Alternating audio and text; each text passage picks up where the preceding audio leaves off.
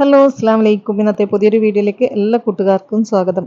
നല്ല അടിപൊളി ചിക്കൻ കുത്തിപ്പരട്ടാണ് കേട്ടോ നമ്മൾ ഉണ്ടാക്കുന്നത്. അതിനുവേണ്ടി ഞാനൊരു തേങ്ങയുടെ പകുതിയല്ല അതിൻ്റെയും പകുതി ഗ്യാസ് അടുപ്പത്ത് വെച്ച് ചുട്ടെടുത്തിട്ടുണ്ട്. അത് നമുക്ക് മിക്സിയുടെ ജാറിലൊന്ന് ഇതുപോലെ ക്രഷ് ചെയ്തെടുക്കണം.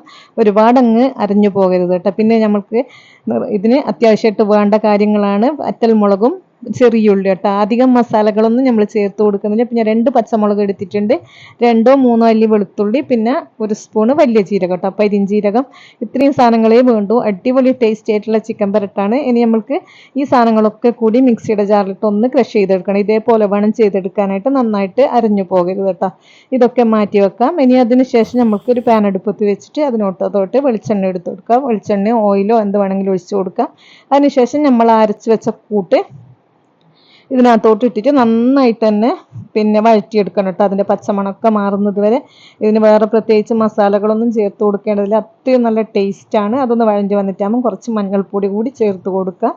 ഒന്നുകൂടി ഒന്ന് വഴറ്റിയെടുത്തതിന് ശേഷം വേണം നമ്മൾ പിന്നെ എന്താ പറയുക, തേങ്ങയുണ്ടല്ലോ, ചുട്ട് വെച്ച തേങ്ങ, അതും കൂടെ ഇതിനകത്തോട്ട് ചേർത്ത് കൊടുക്കുക കേട്ടോ. എന്നിട്ട് നന്നായിട്ട് ഒന്നുകൂടി വഴറ്റി കൊടുക്കുക.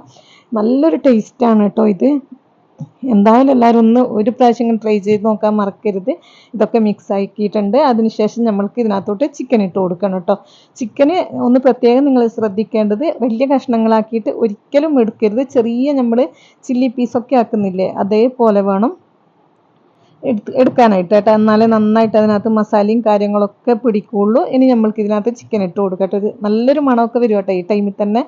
പിന്നെ നമ്മുടെ അൽഫാമിനൊക്കെ കിട്ടുന്ന ഒരു മണമില്ലേ, അതിൻ്റെയൊക്കെ ഒരു മണമാണ്. നല്ല ടേസ്റ്റാണ്. നമുക്ക് നെയ്ച്ചോറിൻ്റെ കൂടിയും ചപ്പാത്തിൻ്റെ കൂടിയും എന്തിൻ്റെ കൂടെ ആയാലും നല്ലൊരു കോമ്പിനേഷനാണ് കേട്ടോ ഇത്. എന്നിട്ട് നന്നായിട്ട് തന്നെ മിക്സ് ചെയ്ത് കൊടുക്കുക. പിന്നെ പ്രത്യേകം ശ്രദ്ധിക്കേണ്ടത്, ഒരു തുള്ളി പോലും ഇതിനകത്തോട്ട് വെള്ളം ചേർത്ത് കൊടുക്കരുത് കേട്ടോ.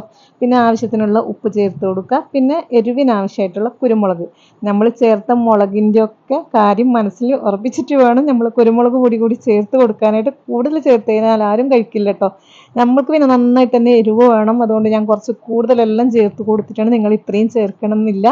പിന്നെ അതിൻ്റെ അളവൊക്കെ കുറച്ചിട്ട് ചേർത്താൽ മതി കേട്ടോ. എന്നിട്ട് നന്നായിട്ട് തന്നെ മിക്സ് ചെയ്ത് കൊടുക്കുക. ഇനിയിപ്പോൾ അത് അടച്ച് വെച്ചിട്ട് വേണം വേവിച്ചെടുക്കാനായിട്ട്. നമ്മൾ ചിക്കനും മസാലയൊന്നും ഒക്കെ ഇറങ്ങുന്ന വെള്ളത്തിൽ വേണം ഇത് വെന്ത് കിട്ടാനായിട്ട്.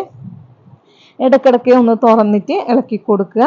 ഇത്രയേ ഉള്ളൂ ഇത് ഉണ്ടാക്കാനായിട്ടുള്ള പണി. എളുപ്പത്തിൽ ഉണ്ടാക്കിയെടുക്കാനും പറ്റും. അതുപോലെ തന്നെ നല്ല ടേസ്റ്റുമാണ് ഇത്. നിങ്ങൾക്ക് പിന്നെ ഫ്രൈ പോലെ ആക്കിയിട്ട് വേണമെങ്കിലും എടുക്കാൻ, ചെറിയൊരു ഗ്രേവിയോട് കൂടിയായിട്ട് എടുക്കാം. ഞാൻ ചെറിയൊരു ഗ്രേവി ആയിട്ട് കൂടിയാണ് എടുത്തിട്ടുള്ളത്. ഞാനിത് നെയ്ച്ചോറിൻ്റെ കൂടെയാണ് കേട്ടോ സെർവ് ചെയ്യുന്നത്. എല്ലാവരും ഇത് ട്രൈ ചെയ്താൽ നോക്കാൻ മറക്കരുത്. പുതിയ വീഡിയോ അയക്കാം. ഇതുവരെ താങ്ക്സ്.